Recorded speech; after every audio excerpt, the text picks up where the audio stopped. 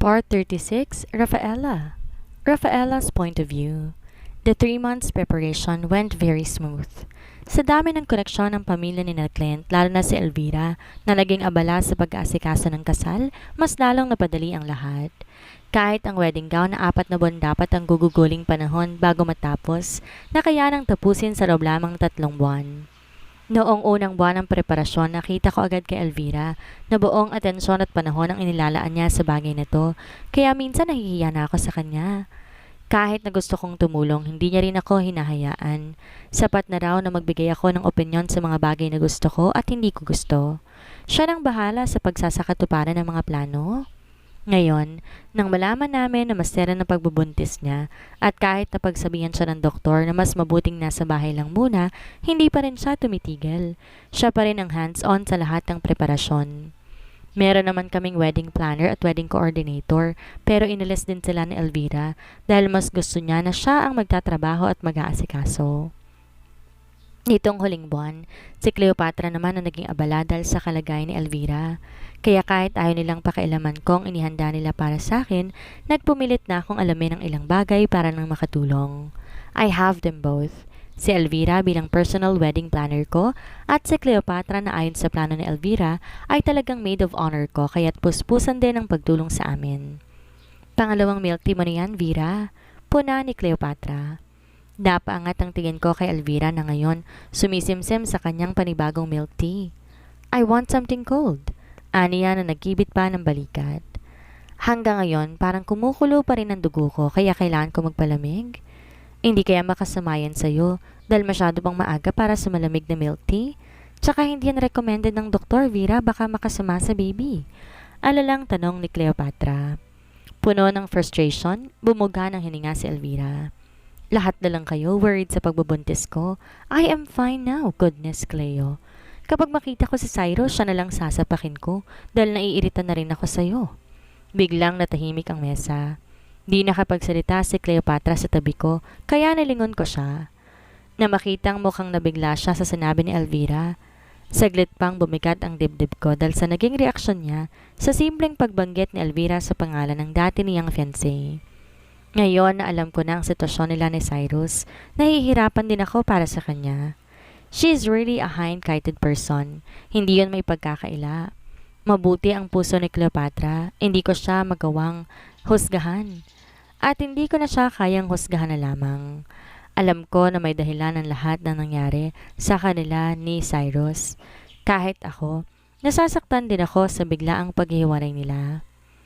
Malapit ang kwento nila sa kwento namin ni Clint, pero ang kaibahan nga lang alam nilang dalawa ang kasinungalingan na haharapin nila. Ngayong nakikita ko siya, nakakasama, at nagiging malapit na rin sa kanya, alam ko, walang pagkukunwari sa nararamdaman niya. Hindi niya man sabihin, nararamdaman ko, hindi kasinungalingan ang nakita kong pagmamahal sa mga mata niya sa tuwing tumitingin siya kay Cyrus. Cleopatra? Tawag ko sa kanya. Lumingon siya sa akin, dahan-dahang lumamlamang emosyon sa kanyang mga mata. Si Cyrus, nasa resort din siya? Paalala ko. Hindi ka ba maiilang kung sakaling magkita tayo? Kasama sa pictorial at pre-wedding video ang mga bridesmaids, groomsmen, maid of honor at best man. Magkikita sila ni Cyrus sa resort ngayong araw. Ngumiti si Cleopatra. Hindi naman, ayos lang, Rafaela. Lumitaw ang kanyang dimple. Naningkit din ang kanyang mga mata, ngunit talatang pilit lamang ang kanyang ngiti. Paano kung mag-request ang photographer or videographer na kunan kayo ng picture at video na kayong dalawa lang? It wouldn't make you feel uncomfortable? Tanong naman ni Elvira. Umiling si Cleopatra. Hindi. Nagkausap na kami ni Cyrus. We're good. There's nothing to worry about us. We are civil towards each other, paliwanag niya. Tumango ako samantalang sumimsim naman si Elvira sa inumin. Muli kaming binalot ng katahimikan. Sana, totoong ayos lang kay Cleopatra na makita ulit si Cyrus. Sana hindi ganon kahirap sa kanya ang sitwasyon namin ngayon. After that milk tea, aalis na tayo para makapag-ayos pa si Rafaela. Si Cleopatra na makabawi. And that will be your last order of milk tea, Vera. I'm really worried about your health. I saw you fainted not just 3 times, Elvira. It wasn't normal. Dagdag pa niya, sa malumanay pa rin na boses. Hindi yon normal sa mga taong walang laman ng tiyan. Yung hindi naman buntis, pero sa akin na buntis, normal lang na bababa ang red blood cells at mabilis mahimatay. Sansala naman ni Elvira. Halatang naiirita na naman dahil pinagsasabihan ni Cleopatra. O marahil mainit pa rin talaga ang ulo niya dahil sa paghatid sa kanya ni Primitivo ngayong umaga. Sa bagay, normal nga lang pala kay Elizabeth na palaging mainit ang ulo tuwing umaga. Kumakalma nga lang yata siya at bumabalik sa normal kapag alas 10 na o nalalapit na ang tanghali. The doctor already warned you. Hindi yan normal, Vera. Please, you're supporting yourself with unhealthy foods. Palagi kang stressed, tama ng milk tea. You may catch a cold because of that. Tama si Cleopatra. Makinig ka na lang, Elvira. Mamaya niyan mapagalitan kami ni Primitivo. Pagpapagaan ko sa atmosfera, kasabay ng pagpigil sa pagsagot pa sana niya kay Cleopatra. Iritable niyang pinaikot ang mga mata sa hangin at bumalik sa isinasagawa kaya't lihim din akong napabuntong hininga kagaya ni Cleopatra. Mabuti na nga lamang at mahaba ang pasensya ni Cleopatra. Nababalanse pa rin kahit papaanong pagiging bugnutin ni Elvira. Dala na rin siguro ng pagbubuntis kaya't mabilis siyang maubusan ng pasensya. Ilang minuto pang lumipas bago kami nagpasya na lumisan sa cafe para tumuloy sa Buea Resort na hindi gaanong malayo mula sa cafe. Si Cleopatra ang may dala ng sasakyan. Ihatid ako ng driver kanina, samantalang si Elvira naman inihatid ni Primitivo. Kaya ngayon, sa sasakyan kami ni Cleopatra sumakay para makarating sa resort. Sa shotgun seat na ako nakaupo, samantalang nasa backseat ng sasakyan si Elvira. May kausap na naman siya at mukhang tungkol yon sa fireworks display sa gabi ng kasal. Naririnig kong usapan pero hindi gaanong malinaw. May ilan pa siyang kausap. Minsan narinig namin siya nagmumura kaya napapalingon kami ni Cleopatra sa kanya. Tahimik lang naman kaming dalawa kahit alam kong pareho kaming tensyonado. Baka ma-high blood bigla ang buntis. Sa paglipas ng panahon, palala ng palala ang pagiging bugnutin ni Elvira na mukhang epekto ng pagbubuntis. Sa katunayan, kung titingnan siya ngayon, hindi pa rin halata ang baby bump niya. Flat tummy pa rin siya kahit magdadalawang buwan na siyang buntis. Pero kapansin-pansin na malaki ang pinagbago ng balat niya, lalo na ng ugali niya. Hindi naman namin malalaman na buntis siya kung hindi pa siya dinala sa ospital nang minsan siyang mawalan ng malay dahil sa matinding pagod galing sa trabaho at diretso pag-aasikaso ng mga kailangan sa kasal. Mabuti na nga lamang at nasa bahay din siya ngayon. Kaya nawalan siya ng malay, agad namin siyang naisugod sa ospital. Alalang-alala kami ni Clint sa kanya. Nang lumabas ang resulta ng check-up, saka lamang namin nalaman na mababa pala ang red blood cells niya dahil sa pagod, puyat at pagbubuntis. Nung una ayaw pa niyang aminin. Hindi niya gustong pag-usapan ang tungkol sa bagay na yon, kaya naisip tuloy namin ni Clint na baka alam na ni Elvira na buntis siya, ayaw niya lamang sabihin sa iba. Simula nang malaman namin ang kanyang pagdadalang tao, naglagay na siya ng mataas na pader sa pagitan niya at ng mga tao. Nakikipagsalamuha at nakikipag-usap siya sa amin, pero kapag pinag-usapan ang pagbubuntis niya at ang relasyon nila ni Primitivo, hindi na siya sumasagot. Iniiwasan niya ang mga tanong o kaya dinadaan niya sa init ng ulo para tumigil kami sa pagtatanong sa kanya. Sa ngayon, nalaman namin na magkasama ka na sa isang bahay, si Elvira at si Primitivo. Plano na ng mga magulang nila na ipakasal na silang dalawa, pero hindi pa yon kinukumpirma ni Elvira. Wala rin kaming lakas ng loob para magtanong ng mga bagay tungkol sa kasal ng dalawa dahil alam namin na magagalit lamang ang babae. Kanina pa po kayo hinihintay sa dressing room. Sumulubong sa amin na isang maliit na babae na may hawak ng mga folder. Magulo ang kanyang buhok ngunit maayos naman ang kanyang itsura. Medyo makapal ang kanyang eyeshadow at matingkad ang kulay kahel niyang mga labi. Mukhang kanina pa siya naghihintay sa lobby dahil aligaga na siya. Ang ilang bridesmaids at groomsmen naman nasa kabina para sa makeup at fitting. Imporma niya. Giriyan niya kami papunta sa double door ng hotel. Dumiretso kami sa pasilyo pababa sa malawak na pool. Saglit kong nilibot ang tingin at namangha sa ganda ng lugar. Malaki ang swimming pool at magaganda ang furnitures. Dumating na ba ang mga dress ni Rafaela? Tanong ni Elvira. Yes, miss. Nasa cabin na po lahat. Ang mga dress na susuotin ng bridesmaids, dumating na rin po. Hinihintay na lang namin ang para sa groomsmen. Puno ng paggalang na sagot ng babae. Mukha siyang tensyonado, ngunit maaliwalas pa rin ang kanyang mukha. Ang dress ng maid of honor, dumating na rin? Opo, miss. Kasabay po ng dress ng bride. Ang tuxedo rin po ng best man, dumating na rin. Tumango si Elvira. Mukhang satisfied naman siya. Tumigil kami sa isang malaking cabin. Sa maliit na balkonahe ng cabin, nakatayo ang dalawang lalaki na mukhang babae at isang tunay na babae na seryosong nag-uusap-usap. Na makita ang pagdating namin ay hindi sila nagkukumahog na lumapit at tumigil. Ang bride! Ang bride! Sigaw ng isang baklita. Kumunot ang noo ko, ngunit natatawa na rin sa naging reaksyon niya. Matangkad ang bakla, maliit ang katawan at may peking boobies. Maiksi ang kanyang short, naka-crop top at naka-ponytail ng mataas. Hinawakan niya pa ang siko ko para igiya papasok ng cabin. Naiwan si Elvira at Cleopatra dahil sinalubong to ng babaeng kausap ng dalawang bakla kanina.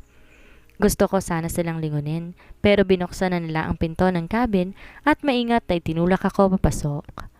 Naagaw agad ang buo kong atensyon ng disenyo ng silid. Ang loob, moderno ang disenyo. Ibinaling kong tingin sa maayos na hanay ng lahat ng makeup na nasa malaking cart. Mayroong salamin na 2 metro ang haba at 3 metro ang taas na nakadikit sa dingding. Let's start na. Ilang minuto na lang darating ng photographer, anunsyo ng makeup artist.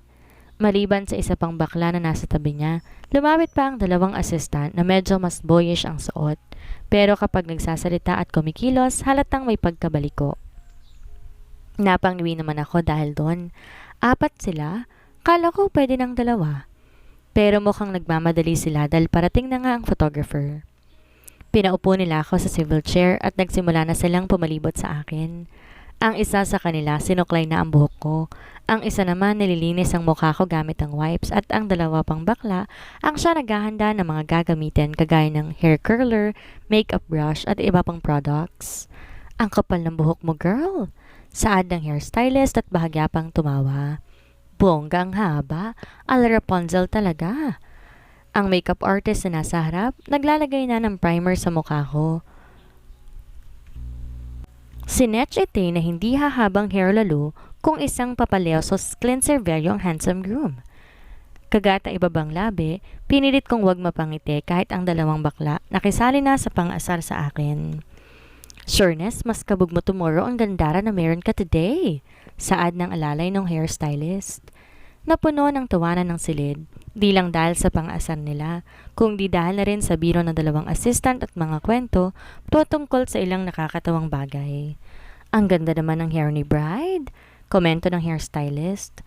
Alagang-alaga, ang healthy looking naman itech. Ngumiti ako sa refleksyon.